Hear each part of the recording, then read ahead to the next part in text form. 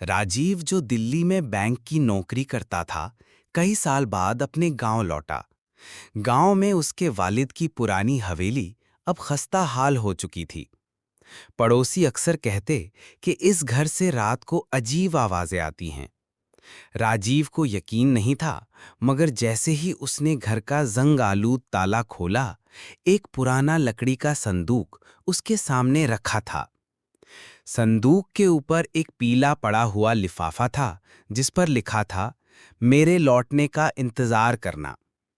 लिफाफा खोलने पर अंदर एक आधा जला हुआ कागज मिला, जिस पर लिखा था, जब तुम लौटोगे सब बदल चुका होगा।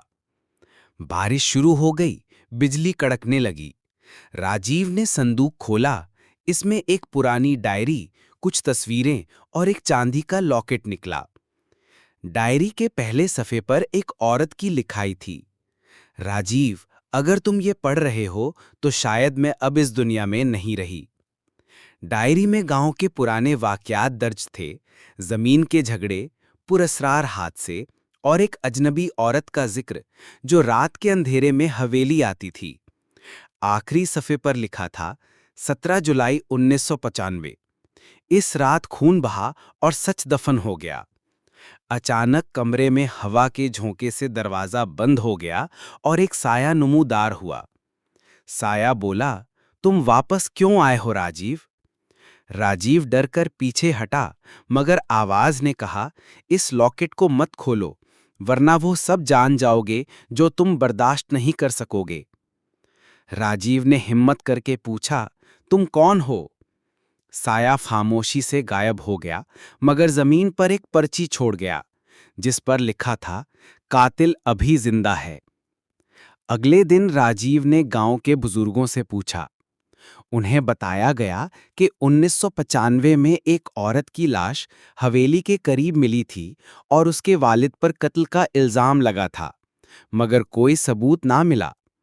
गांव वाले उस औरत को परबती के नाम से जानते थे। रात को राजीव को एक ख्वाब आया, जिसमें एक औरत उसे हवेली के पिछवाड़े ले गई। सुबह उसने वो जगह खोदने का फैसला किया। वहां उसे एक पुराना टिन का डिब्बा मिला, जिसमें खून के धब्बे वाला कपड़ा और एक खाली बंदूक थी। राजीव ने लॉकेट खोला। अंदर एक नन्हा सा तय किया हुआ खत और एक बालों की लट थी। खत पर लिखा था, बेटे, अगर तुम ये पढ़ रहे हो तो जान लो, मैं तुम्हारी मां हूं और मुझे तुमसे दूर कर दिया गया। खत में लिखा था कि परबती और राजीव के वालिद एक दूसरे से मोहब्बत करते थे, मगर खानदान ने उनके रिश्ते को कबूल ना किया।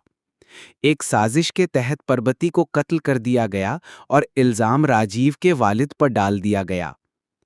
तहकीकात के बाद राजीव को पता चला कि असल कातिल उसका करीबी चचा रघु था, जो जमीन हथियाना चाहता था। साया दरअसल परबती की रूह थी, जो सच सामने लाना चाहती थी। राजीव ने सब गांव वालों के सामने सबूत पेश किए। रघु को पकड़ लिया गया। उस रात साया दोबारा आया, रोशनी में बदल गया और धीरे से कहा, बेटा।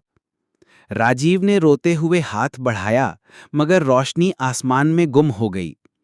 हवेली अब खामोश थी, मगर वो आखिरी खत हमेशा राजीव के